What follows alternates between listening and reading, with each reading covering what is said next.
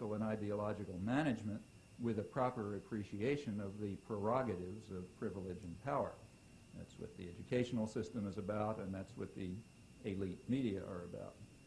Well, these remarks that I was quoting from Lippmann and Niebuhr and others were from the 20s and the early 30s. Lippmann's were right after the First World War, and the timing is important.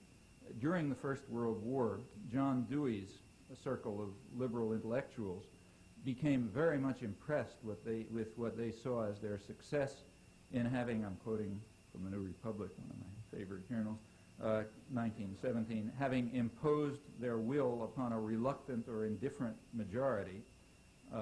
They used propaganda fabrications about Hun atrocities and jingoistic oversimplifications, which they relayed, many of them created for them by the British propaganda services. They became engaged in what was called at the time historical engineering. That was a phrase used by Frederick Paxson, who was the founder of something called the National Board for Historical Service, an organization of American historians.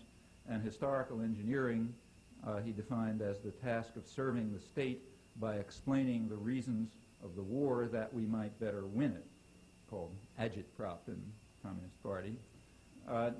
In order to ensure that the reluctant and indifferent majority, who as usual are pacifistic, the stupid and ignorant masses usually don't see much point in going out and killing people and getting killed. You have to whip them into excitement and so on. In order to ensure that they would, the reluctant and indifferent majority that the Deweyites were worried about would support the war, the government created the first propaganda agency, I think, the first propaganda agency in American history, called the Creel Commission, Commission on Public Information, which was designed to ensure that people thought the right ideas, that they had the necessary illusions. That's actually a predecessor of a much more elaborate program created by the Reagan administration, the Office of Public Diplomacy. That was an illegal operation, declared illegal by a later congressional review, though nobody cares, naturally. An illegal operation designed to intimidate critics, to carry out what the administration called demonizing the Sandinistas, and crucially gaining support for the U.S. terror states in Central America, which had to somehow be converted into what are we hard to hear? Sorry. How's that? Well, I'll try to remember to stay close to this thing. Their task was to demonize the Sandinistas and to create support to turn the terror states that the United States is creating and supporting into what are called democracies. This operation was exposed by one of the very few journalists who actually seriously reported the Iran-Contra hearings, Alfonso Chardy of the Miami Herald, later other work. When Chardy exposed it, he went to Reagan administration officials and asked them to comment on it, and one of them described the operation as a spectacular success. He described it as the kind of operation that you carry out in enemy territory. And that's the right term. It expresses the way in which contemporary so-called conservatism regards the population. It's enemy territory that has to be subdued. And if you can't do it by force, you do it by propaganda. And as should be clear from these comments, that's a tradition that goes way back to the origins of modern democracy. The same ideas appear explicitly in the public relations industry. The patron saint of the modern public relations industry, Edward Bernays, received his training in the Creel Commission, which he was a member of, and he later developed the concept of what he called engineering of consent, which he said is the essence of democracy, and is something which he practiced, for example, in demonizing the democratic capitalist government of Guatemala when he was working for the United Fruit Company in early 50s, paving the way for the CIA coup, which has turned the place into a charnel house.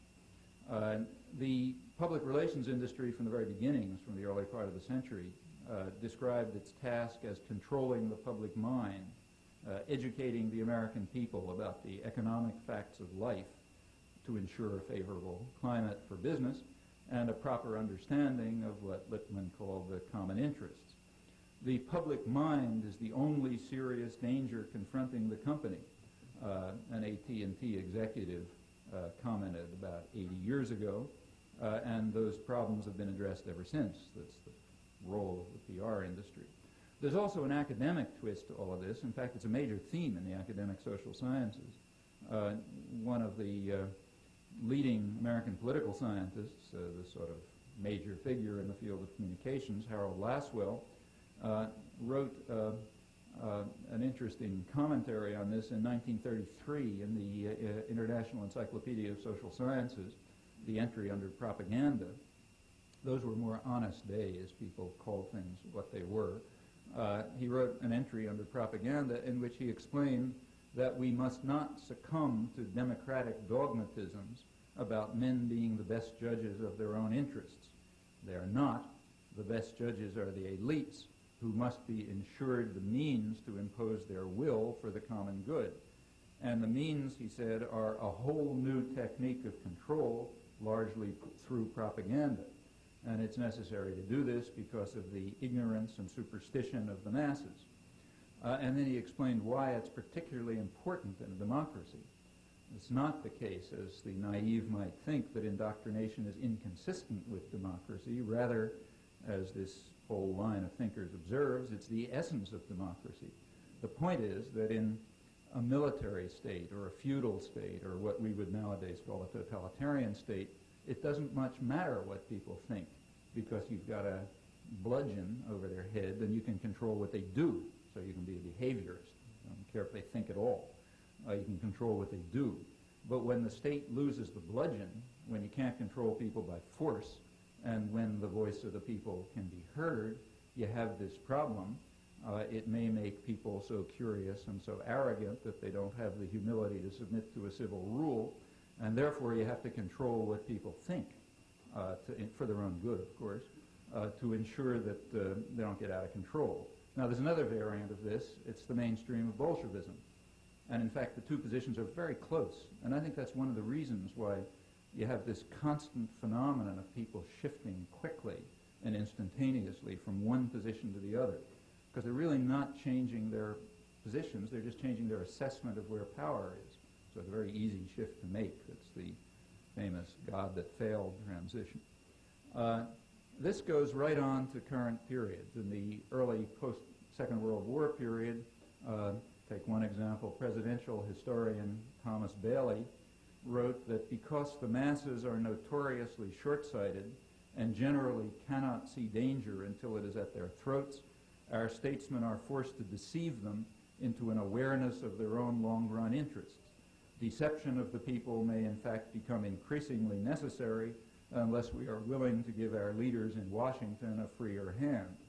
And our leaders in Washington had the same thoughts about other people in Washington who didn't understand. For example, Dean Acheson thought that it was going to be necessary to bludgeon the mind of top government into appropriate fear of the communist threat by being, as he put it, clearer than truth. This goes going up to the present, and or close to the present. In 1981, as a new crusade was being launched, Samuel Huntington, a professor of government at Harvard University and a longtime government advisor, explained that you may have to sell intervention or other military action in such a way as to create the misimpression that it's the Soviet Union that you're fighting.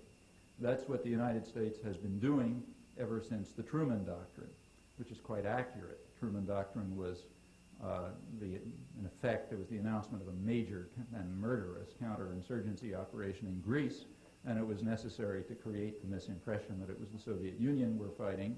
That's the way it bludgeoned people into accepting it, and that goes right up to the present. He's thinking about the American wars in Central America, and that gives you an accurate insight into the nature of the Cold War, incidentally, one of the rare, honest insights. Well, these concerns over the controlling the public mind became quite serious in the 1970s because of all the turmoil of the 60s.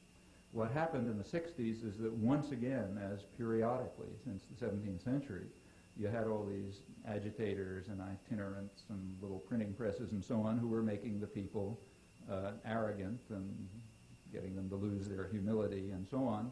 And something had to be done about that. Now, the name for that at the time in the 70s was called the Crisis of Democracy. That's the title of an important study done by the Trilateral Commission in 1975. And bear in mind, that's international liberalism. Those are the circles around Jimmy Carter from Europe, Japan, and the United States. And they were concerned, it's a very important book, I think. They describe, it's very similar to the same concerns that have been expressed since the 17th century. Terms are a little bigger, the words are a little longer, and so on, but it's basically the same thing. There was a crisis of democracy that erupted in the 60s, and the crisis of democracy was that the stupid and ignorant masses began to become involved in trying to shape their own affairs. So you had the beginnings of organization of all sorts of people who wanted to be represented by